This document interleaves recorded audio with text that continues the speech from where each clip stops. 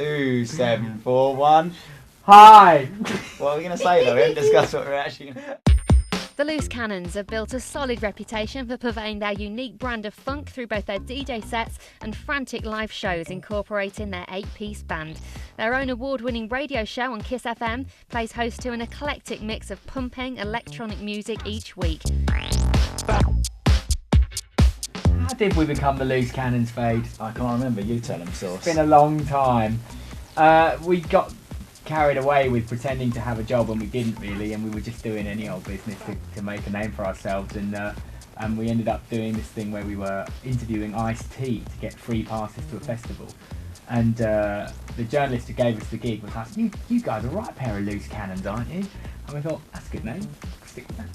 In all of it, it's been quite an organic process. We did know right from the start that it was going to be a band as well as a thing, as well as DJing. But DJing is just so much quicker and more effective way. We knew it was going to be DJing though, really. Yeah, Honestly that's speaking, true.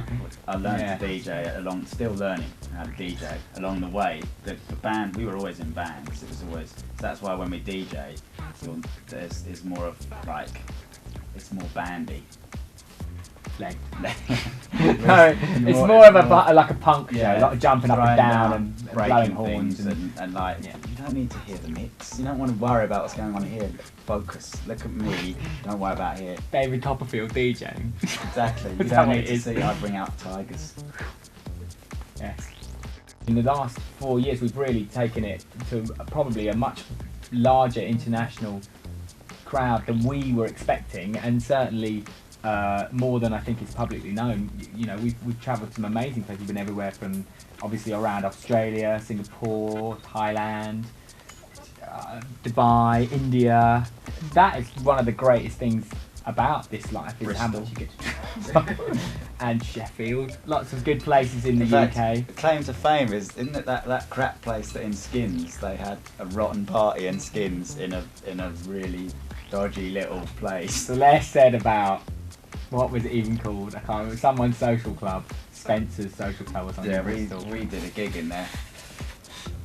That was a high point. You've got to do the highs and the lows together. That's what it's all about. You've got to take it all in. Yeah, every gig is a great gig.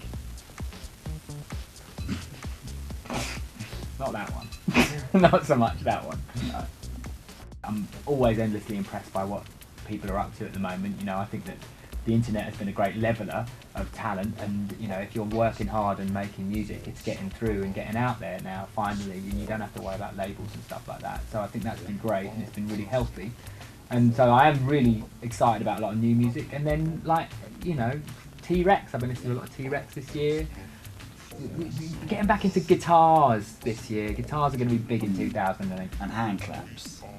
We never really went out of style though, did they? Hand claps. I like a rusty tambourine and a hand clap. Yeah. Mark Ronson knows how to clap a hand. He does. Rod over there as well. Yeah. They're bringing.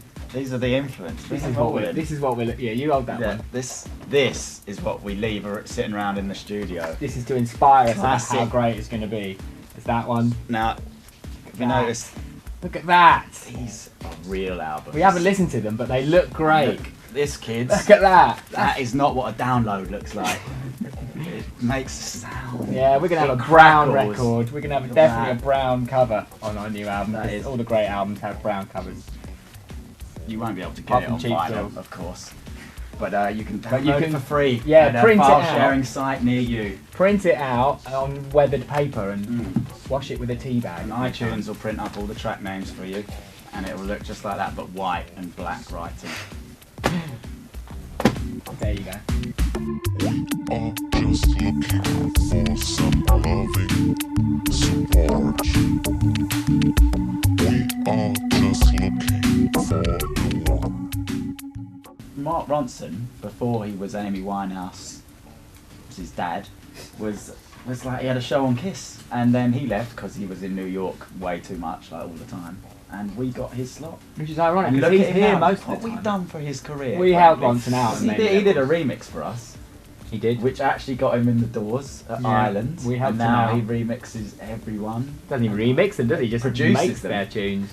Ronson, I think some pennies need to be coming Canoni Pretty much, away. see, world domination. You didn't realise it, but we pretty much shaped the sound of 2007 by making sure that Ronson was available to work. We're like the Illuminati. We run everything. Yeah. You don't know what we run. South America, though. You don't know Yeah, we've got our about my fingers in crew. The next step is, I suppose it's still world domination. I've been saying that for a couple of years. So the loose cannons in 2008 are going to the moon for real. it. Come on, let's do that! That is a great idea. I want to go to the moon. I want that reverb. We want to do it like Peter Gabriel when he decided that you can only have the right reverb. We're going to go to the moon and record all our snares in sound, and you're going to judge whether I really used that or just Space Designer on Logic. I think the snare drum is way too significant an instrument. I want to go to the moon and do something really, Hand really claps. fun. Bring back the hand claps. Ronson, you don't And know the about kazoo. hand claps. Kazoo on the moon. Yeah, I want a really insignificant instrument that we can blow $12 billion going to record on the moon. So if you're On a the record moon. company watching, that's where the advance is going to go.